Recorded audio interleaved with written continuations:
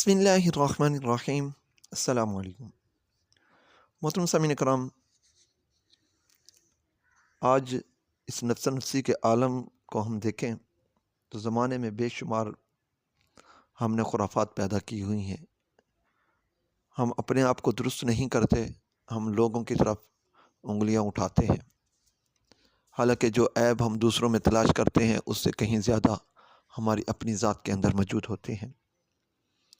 سب سے بڑا عیب تو یہ ہے کہ ہم اگر کسی کی مدد کرتے ہیں تو ہم دوسروں کو بتاتے ہیں کہ اس کی مدد میں نے کی ہے، یہ تو اس حال میں تھا، یہ اس حال میں تھا، یہ تو اپنے لیے کچھ کر بھی نہیں پاتا تھا، یہ میں نے کیا ہے تو یہ اس قابل ہو گیا ہے۔ نہ جانے ہم اور بھی کتنی ایسی باتیں بناتے ہیں۔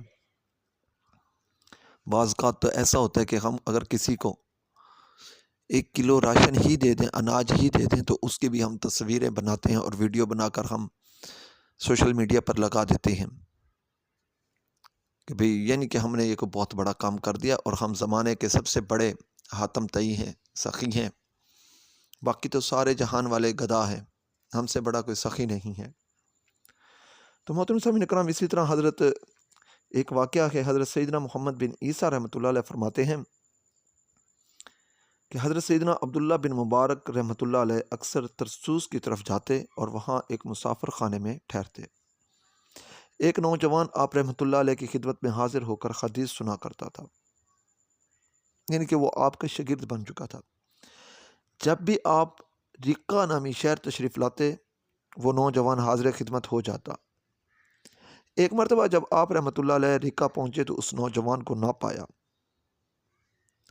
حضرت سیدنا عبداللہ بن مبارک رحمۃ اللہ علیہ اس وقت جلدی میں تھے، کیونکہ مسلمانوں کا ایک لشکر جہاد کے لیے گیا ہوا تھا، آپ بھی اس میں شرکت کے لیے آئے تھے۔ چنانچہ آپ رحمۃ اللہ علیہ لشکر میں شامل ہو گئے۔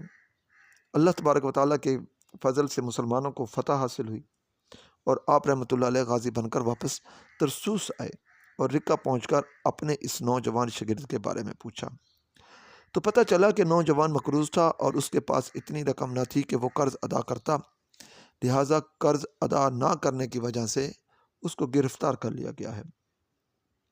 اس کے مالک نے اسے گرفتار کر کے اپنے پاس قید کر لیا ہے یا غلام بنا لیا ہے۔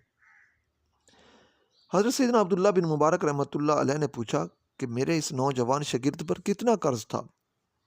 تو بتایا گیا 10,000 درہم۔ آپ رحمۃ اللہ علیہ پوچھتے پوچھتے قرض خواہ کے گھر پہنچے۔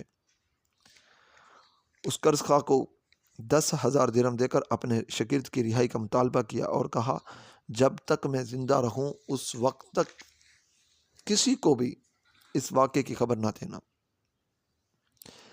پھر حضرت سیدنا عبداللہ بن مبارک رحمۃ اللہ علیہ راتوں رات وہاں سے رخصت ہو گئے۔ قرض خواہ نے صبح ہوتے ہی اس مقروض نوجوان کو رہا کر دیا۔ نوجوان جب باہر آیا تو اس نے پوچھا جس کے پیسے دینے تھے، تو اس نے کہا کہ کوئی اللہ کا نیک بندہ تھا جس نے آپ کی قرض کی رقم ادا کر دی۔ نوجوان چل دیا۔ جب باہر آیا تو لوگوں نے کہا حضرت سیدنا عبداللہ بن مبارک رحمۃ اللہ علیہ آپ کے متعلق پوچھ رہے تھے، اب وہ واپس جا چکے ہیں۔ یہ سن کر نوجوان آپ رحمۃ اللہ علیہ کی تلاش میں نکل پڑا۔ 3 دن کی مسافت طے کرنے کے بعد حضرت سیدنا عبداللہ بن مبارک رحمۃ اللہ علیہ کے پاس پہنچا۔